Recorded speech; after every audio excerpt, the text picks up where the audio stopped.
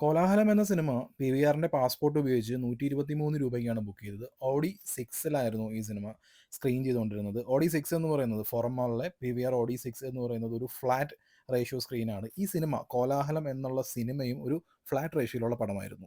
ഈ വർഷം ഇറങ്ങിയ ഫ്യൂണറൽ കോമഡികളുടെ കൂട്ടത്തിൽ പെടുത്താൻ പറ്റുന്ന ഒരു പടമാണ് ഈ കോലാഹലം എന്നുള്ള സിനിമ. ഈ സിനിമയിലേക്ക് നോക്കിക്കഴിഞ്ഞാൽ നമുക്ക് സുപരിചിതമായിട്ടുള്ള ഫേസുകളൊന്നുമില്ല. ഇവിടത്തിലുള്ളതെല്ലാം ഓൾമോസ്റ്റ് പുതുമുഖങ്ങൾ തന്നെയാണ്. പുതുമുഖങ്ങൾ എന്ന് വെച്ചിട്ടുണ്ടെങ്കിൽ ചിലപ്പോൾ ബാക്കിയുള്ള ചില സിനിമകളിലൊക്കെ ഇങ്ങനെ സൈഡ് റോളുകളിലൊക്കെ അഭിനയിച്ചിട്ടുണ്ടാവും. അങ്ങനെ എടുത്തു പറയത്തക്ക നമുക്ക് പേരറിയാവുന്ന, പേഴ്സണലി എനിക്ക് പേര് അറിയാവുന്ന ഒരു ആർട്ടിസ്റ്റ് പോലും ഈ പടത്തിൽ ഉണ്ടായിരുന്നില്ല. വളരെ സിമ്പിൾ ആയിട്ടുള്ള ഒരു പടമായിരുന്നു. 1.5 മണിക്കൂർ മാത്രമുള്ള ഈ സിനിമയുടെ ദൈർഘ്യം എന്ന് പറയുന്നത്.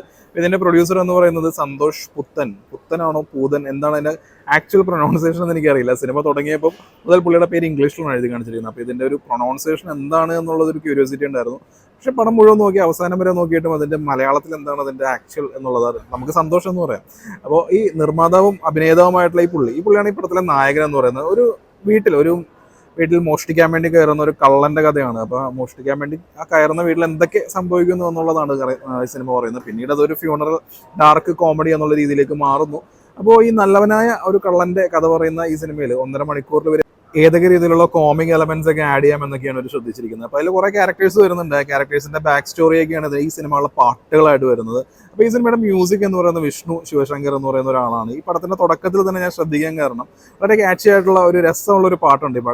ഈ പടം തുടങ്ങുന്നത് തന്നെ ആ പാട്ടിൽ നിന്നാണ്. പിന്നെ ഷഹബാസ് അമൻ അടക്കം പാടിയിട്ടുള്ള കുറച്ച് പാട്ടുകളുണ്ട്. അപ്പോൾ ഇതിനകത്ത് വരുന്ന ചില ക്യാരക്ടേഴ്സിന്റെ അവരുടെ ഒരു ഫ്ലാഷ് ബാക്ക്, അവരുടെ ബാക്ക് സ്റ്റോറി എന്നുള്ള രീതിയിൽ ഒരു പാട്ടിലൂടെ കുറച്ച് കഥ പറയുന്നു. മെയിൻ ഈവന്റ് എന്ന് പറയുന്നത് ഈ മരണ വീടാണ്. ആ മരണ വീട്ടിൽ നടക്കുന്ന കാര്യങ്ങളാണ്. അതുപോലെ തന്നെ ക്യാരക്ടേഴ്സിന്റെ ഒരു ബാക്ക് സ്റ്റോറി ആ രീതിയിൽ പാട്ടൊക്കെ വരും. പാട്ടുകളും കാര്യങ്ങളും ഒക്കെ കൊള്ളാമായിരുന്നു. പിന്നെ ഇതിന്റെ സ്ക്രിപ്റ്റ് അനാലിസിസ് എന്ന് പറയുമ്പോൾ ഒരു കള്ളൻ ഒരു വീട്ടിൽ അകപ്പെട്ടു പോകുന്നു. പിന്നെ സ്വാഭാവികമായിട്ടും ഇങ്ങനെയുള്ള സിനിമ ഒരു ലൈറ്റ് ഹാർട്ടഡ് ഫൺ ഫിലിം ആയതുകൊണ്ട് തന്നെ നല്ലവനായ കള്ളൻ എന്നുള്ള രീതിയിലാണ് ഈ പടം മുമ്പോട്ട് പോകുന്നത്. കുറച്ച് കഴിയുമ്പോൾ ഈ കള്ളനൊരു ഹീറോ ഇമേജ് കൊടുക്കാൻ പറ്റുന്ന രീതിയിലുള്ള ബാക്ക്ഗ്രൗണ്ട് മ്യൂസിക് പിന്നെ അതിൻ്റെതായിട്ടുള്ള കുറച്ച് കാര്യങ്ങളൊക്കെ വരുന്നുണ്ട്. പക്ഷെ അതിലൊരു ഫൺ മൂഡിൽ നോക്കുകയാണെന്നുണ്ടെങ്കിൽ കൊള്ളാമായിരുന്നു. നല്ല രസമുള്ള ഒരു ഇന്റർവൽ പോയിന്റ് ഉണ്ട്.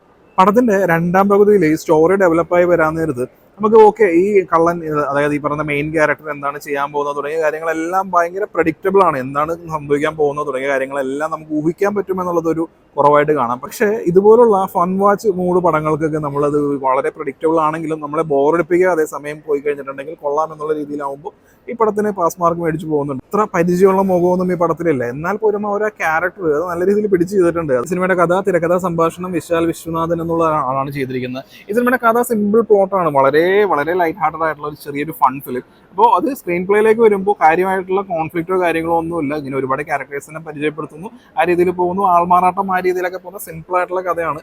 അത് പെട്ടെന്ന് തന്നെ, അതായത് നമ്മൾ എന്തൊക്കെ സീനുകൾ സിനിമയിൽ ക്രിയേറ്റ് ചെയ്യുന്നതിനേക്കാളും എന്തൊക്കെ അനാവശ്യ സീനുകൾ ഒഴിവാക്കുക എന്നുള്ളതാണല്ലോ വലിയ കാര്യം. അപ്പം അങ്ങനെ നോക്കുകയാണെന്നുണ്ടെങ്കിൽ കൃത്യം 1.5 മണിക്കൂർ ആകുമ്പോൾ ഈ പടം തീരുന്നുണ്ട്. അതായത് മുഷിച്ചിലും കാര്യങ്ങളൊന്നും ഉണ്ടാകുന്നില്ല. സെക്കൻഡ് ഹാഫിലേക്ക് വരുമ്പോൾ ഒരു ഘട്ടം കഴിയുമ്പോൾ ഇനി എന്തായിരിക്കും നടക്കാൻ പോകുന്നത് എന്നുള്ളൊരു ക്യൂരിയോസിറ്റി പോലെ ഉണ്ടാകുന്നുണ്ട്. പിന്നെ വളരെ പ്രഡിക്റ്റബിൾ ടോണിൽ തന്നെ പടം അങ്ങ് പോയി വളരെ സിമ്പിളായിട്ട് അവസാനിക്കുന്നു. കാര്യം എന്ന് വെച്ചിട്ടുണ്ടെങ്കിൽ ഇതുപോലുള്ള ചെറിയ പടങ്ങൾ എന്ന് പറയുമ്പോൾ നമുക്ക് ഒട്ടും എക്സ്പെക്ടേഷനോ കാര്യങ്ങളോ ഒന്നും ഉണ്ടാവില്ല.